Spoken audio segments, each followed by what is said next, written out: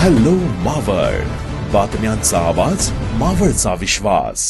मावळ तालुक्यातील थोरण येथील पठारावर प्रस्तावित असलेल्या एका खासगी कंपनीच्या वीज निर्मिती प्रकल्पाला स्थानिक तरुणांकडून तीव्र विरोध होत असल्याचं चित्र समोर येत आहे. शेकडो एकरांपेक्षा अधिक क्षेत्रावर पसरलेल्या या प्रकल्पामुळे मोठ्या प्रमाणावर जंगलतोड होण्याची भीती व्यक्त केली जात आहे. स्थानिकांच्या मते या प्रकल्पासाठी रस्ते आणि बोगदे उभारले जाणार असल्याने सह्याद्री पर्वतरांग परिसरातील मोठा नैसर्गिक भाग नष्ट होण्याची शक्यता आहे.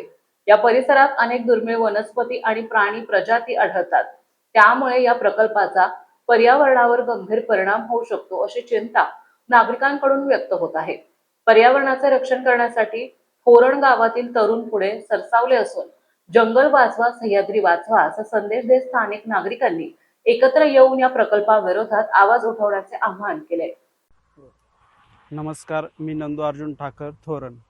टाटा पॉवरचा इथे एक मोठा प्रोजेक्ट होतोय. 197 हेक्टरमध्ये त्यांनी सांगितले की हा प्रोजेक्ट होणार आहे. वरती पाणी साठा करणार आहे, धरण बांधणार आहे, तिथून ती वीज निर्मिती करणार आहे.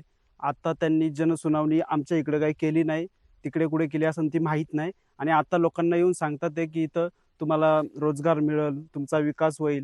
ब्रिटिश काळापासून टाटा इथं आहे. किती रोजगार दिला यांनी इथं माहीत नाही. लोकांना आश्वासनं देतात, ते खोटं बोलतात, ते दिशाभूल करतात. ते मुळात यांनी हा जो प्रकल्प चालू केला आहे हा सुरुवातीपासून लोकांना फसवूनच चालू केला. कसं ते सांगतो मी. त्यांनी जेव्हा प्रकल्पासाठी प्रस्ताव मांडला होता त्यांनी सांगितलं होतं 60 हेक्टर जागा लागणार आहे आम्हाला. नंतर निदर्शनास आलं, वन विभागाने जेव्हा चौकशी केली तेव्हा लक्षात आलं की ती 60 हेक्टर जमीन जाणार नाही, 160 हेक्टर जमीन जाणार आहे. ती आणि ही त्यांची दिशाभूल का झाली? त्यांना टाटावाल्यांना वाटलं की ही जमीन आमची, म्हणजे डोंगर आमचा आहे त्यांना वाटलं. पण ती फॉरेस्टनी रिझर्व केलेली जागा होती ती.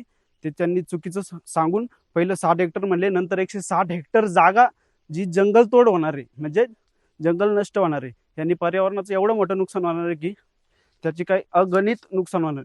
तुम्हाला एक सांगतो, इकडे 2 डोंगर पलटी केलं तर तुम्हाला भीमाशंकर अभयारण्य लागेल. सह्याद्री पर्वत रांग आहे, वेस्टर्न घाट बनतो आपण ह्याला.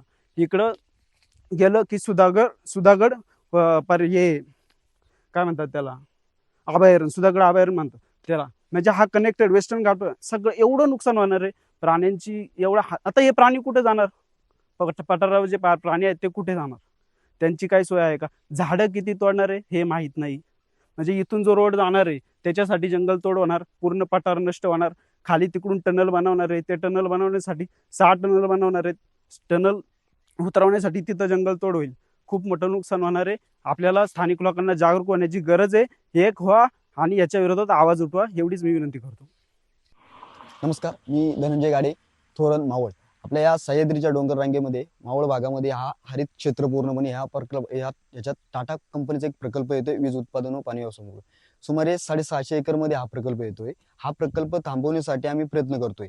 मावळ तालुक्यात एक आव्हान आहे तरुणांना की हा प्रकल्प थांबवण्यासाठी आपण मोठ्या संख्येने पुढील आंदोलनात व उपोषणात सहभागी व्हा.